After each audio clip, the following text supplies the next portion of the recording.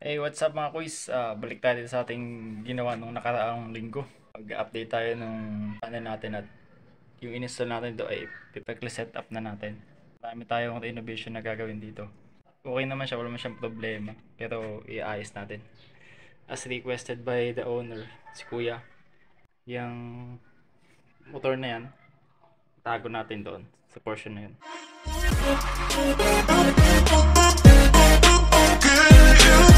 Ako is pinutol ko na siya, tinanggal ko na.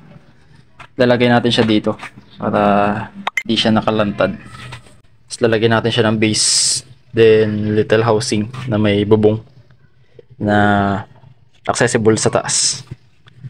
So yun na. First day natin, ang gagawin natin ngayon ay ano, gagawin muna tayo ng base semento para bukas pwede na natin lagyan ng mga coverings and casing. Tigas na.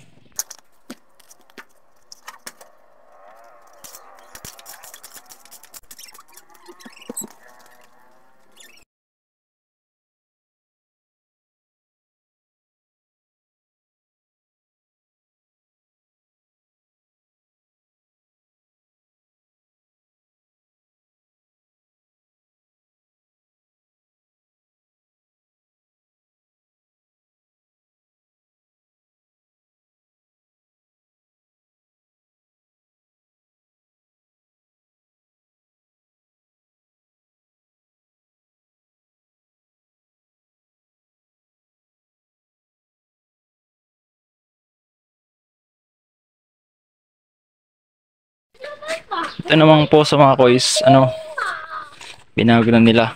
Mas okay rin naman to. At nilagyan pa nila ng base. Naunahan nila ako. Pero ang plano talaga dito ay lalagyan ng semento dito. Ito iaagwat ko ng konti dito para accessible pa rin siya. Kasi cover na natin ito ng semento hanggang dito. Tapos siyang exposed na yan, gawin natin concealed or ibabao natin sa ano, sa lupa. Hanggang dito. Yan.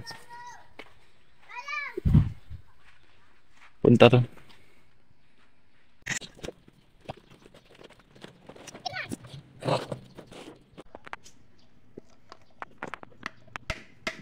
Babasagin naman ay.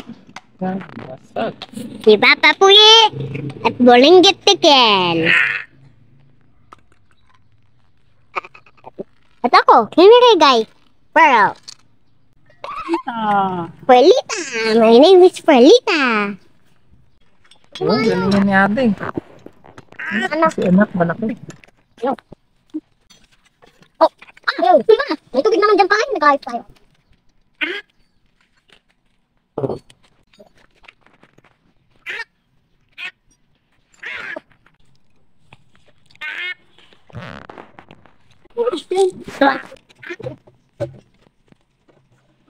Din, tubig.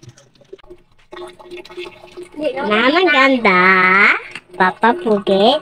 Buling Tiken. At ako, Perlita.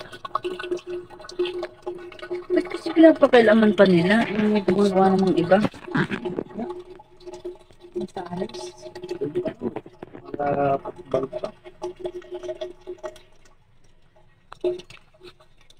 Kung may gumagawang iba, wala pakailaman yung...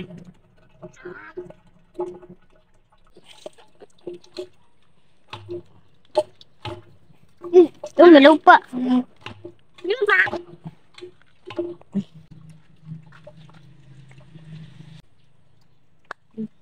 Ano? Sumama.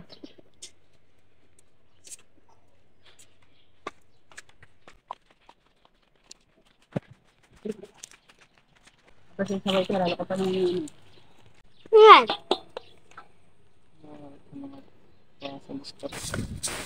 May nagdaw ng shell? Ay, marunong.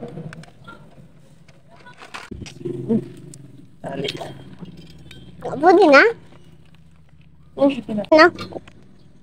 Pa ito, Bi?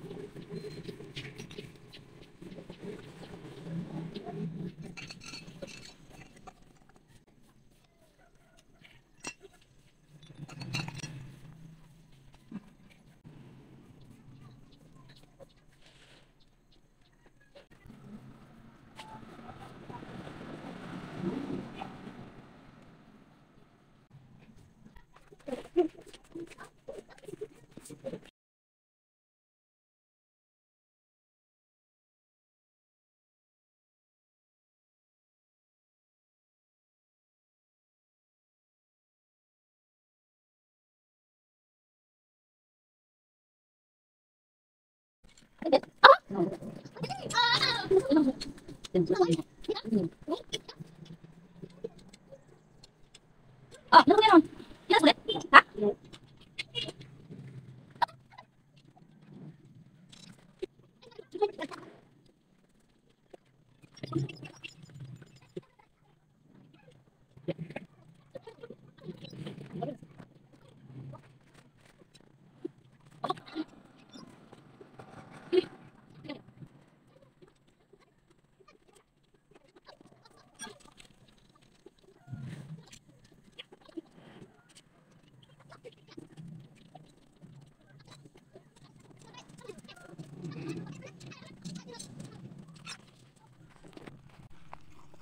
Kuis, binalik ulit natin yung ating check valve. Yung kanilang foot valve na nilagay dun sa ilalim. Pilitan natin ang check valve sa ibabaw. Using na kasi itong Bombay. Pero sa ngayon, naka-estro na yung kanyang ano. Inistro na nung nagbago nito.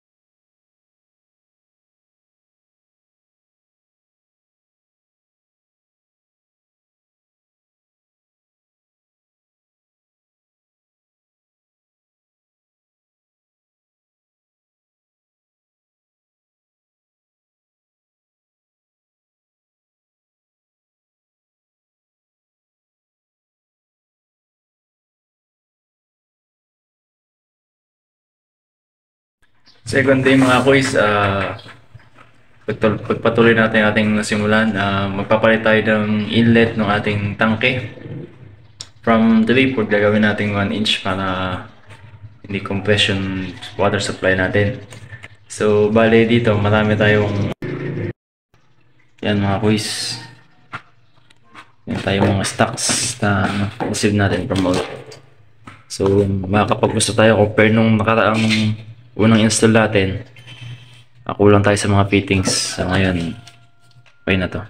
Marami tayong spare. Clamp na rin natin yung mga Lagyan natin ng clamp para hindi siya nagsiswing. Kasi kahit mahangin na lang siya, nagsiswing yung mga pipe galing sa taas. So, nandito tayo guys sa taas.